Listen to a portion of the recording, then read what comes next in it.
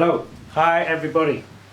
Hi, welcome to my channel, Stereo Review X. What I'm trying to do here is give you the benefit of my 40 years of playing around with stereos. Hopefully that will save you a lot of time and money and give you some, information. It can be hard to get good information out of magazines, and but because they have advertisers basically. So anyway. What we're going to do today is look at these. This is kind of a legend of the hi-fi world. If you don't know, it's called a Ls3 It was built as a monitor for the BBC outside broadcast lorries. Yeah, so very small spaces, low power. I mean, these say rated 25 watts. I mean, it was a serious monitor. They spent a lot of time and money and did lots of listening tests. They changed, changed resistors, capacitors, changed components to see what it sounded like. They even went to town on what this material should be, how thick this should be. This is made of ply, what material everything was made of. They went mad basically. Spent a lot of time on it. Yeah. And they came up with these. And they're pretty damn good. And they are highly collectible, desirable. So if you go on eBay anywhere, second hand, these go for about £1,000. Yeah. Sometimes I have seen one with like some gold edition, went over £5,000. Frankly, that's a bit crazy because they're still small speakers. They're not going to fill your room with glorious bass. It's not going to happen. They're still small speakers. So they go for about £1,000. One of the things that keeps this price really high, why these are so expensive also, is the fact that they're small. And when they're small, you can post them. So anyone in the world that is into hi-fi can buy these and have them sent to them. Yeah.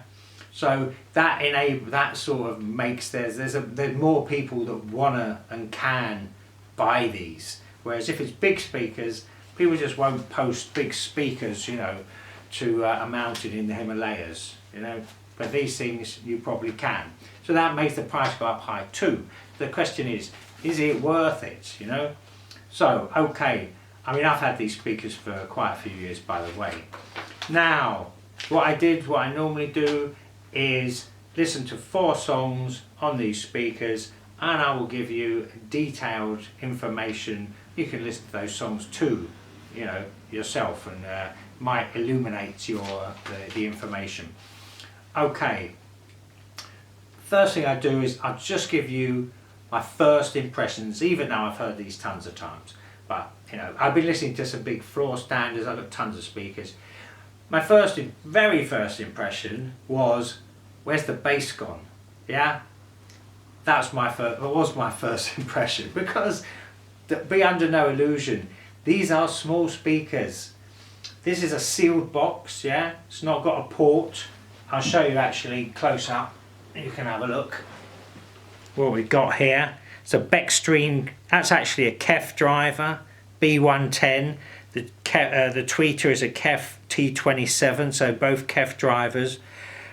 This is whiteness that you see here is some extra what they call doping or sound deadening, or thickening of the cone. I think that's actually PVA, if you know what PVA is.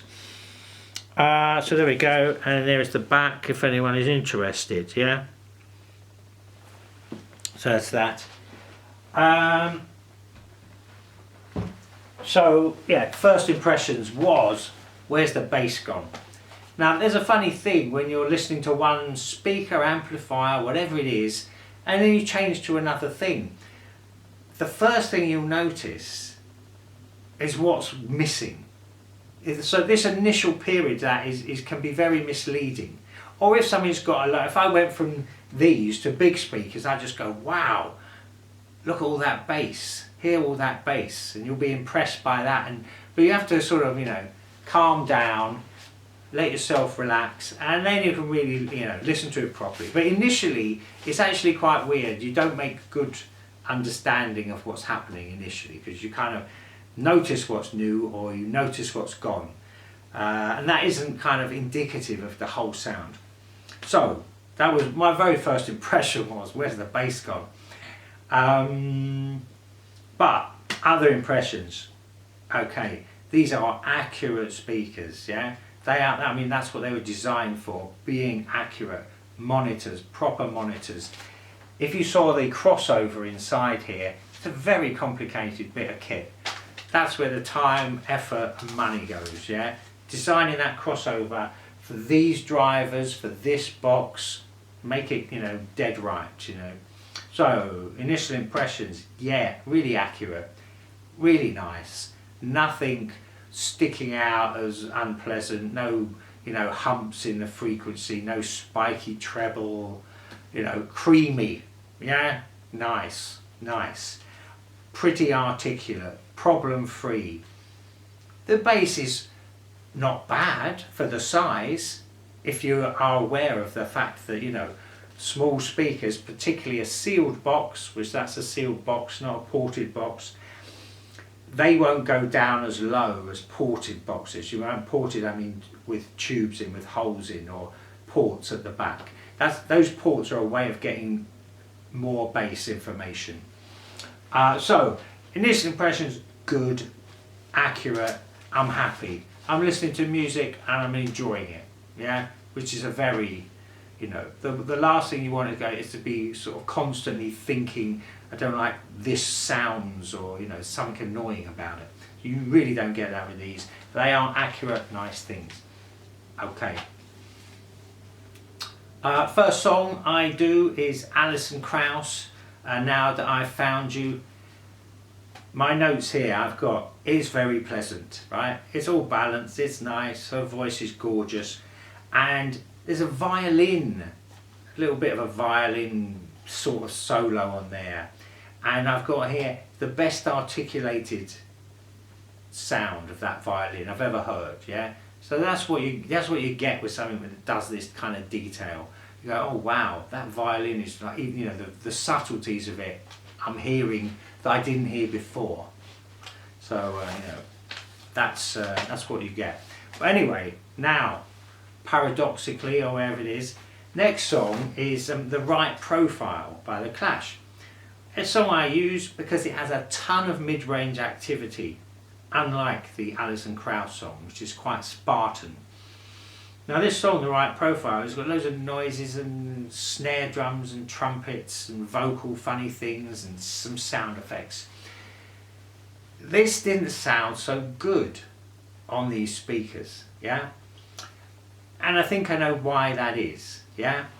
Because this cone, this is a Beckstream cone, which is basically plastic on a sort of fur honeycomb of polyurethane or foam, yeah, rigid foam.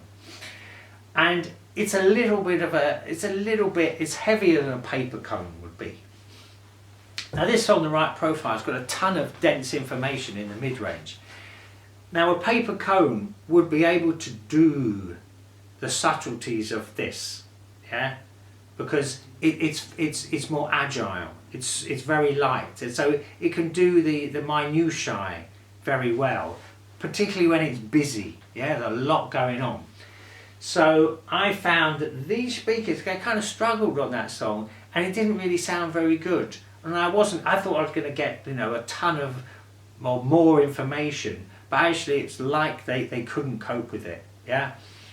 And I think that is kind of to do with this cone material and the fact that it's a small speaker, yeah?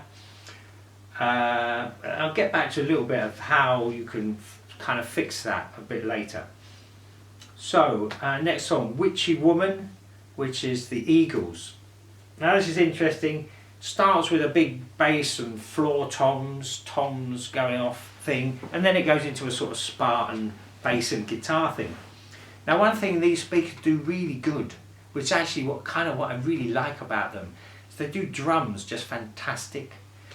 And if you imagine what a drum does to a cone, yeah, it's a very deliberate movement, yeah. It's kind of not a subtle movement in a way. So And I think, so this sort of slightly heavier cone, it does these drums just good. So even when there is chaotic noise going on in the right profile, the drums behind it are actually quite nice and audible, better than normal. And in this Witchy Woman I've got here, drums sound good. So drums just sound great. The snare drums, the toms sound dead on, just like the drums should sound, yeah? Really nice. Going back to Witchy Woman, on Witchy Woman, kind of the smallness of these speakers was, you know, let them down in that song, because it's got some, you know, it's got a lot of bass guitar activity, which you don't really feel, and you don't really get this huge scale, because these speakers are not going to get you feeling the bass or feeling the bass drum when it hits. They're just not going to do that. It's a little speaker. It's an accurate speaker. It's a little speaker. So I thought they were let down by their size, literally, on what they could do with bass on that song. Now, you know, they're getting on the positive sides. Too High, Stevie Wonder. I got here just great, yeah? Just sounded really great. And I'm hearing more detail than I've heard before on that song. And that song, basically what these did on that song was, there's a lot of subtleties in that song, and those can be not articulated, just not really come through on, you know, cheaper, less good speakers, or just less good, to be honest. Not cheaper isn't always less good. But with these, I found that had a whole, you know, a whole sound stage, it's like someone had filled in the picture really good, and everything had a place.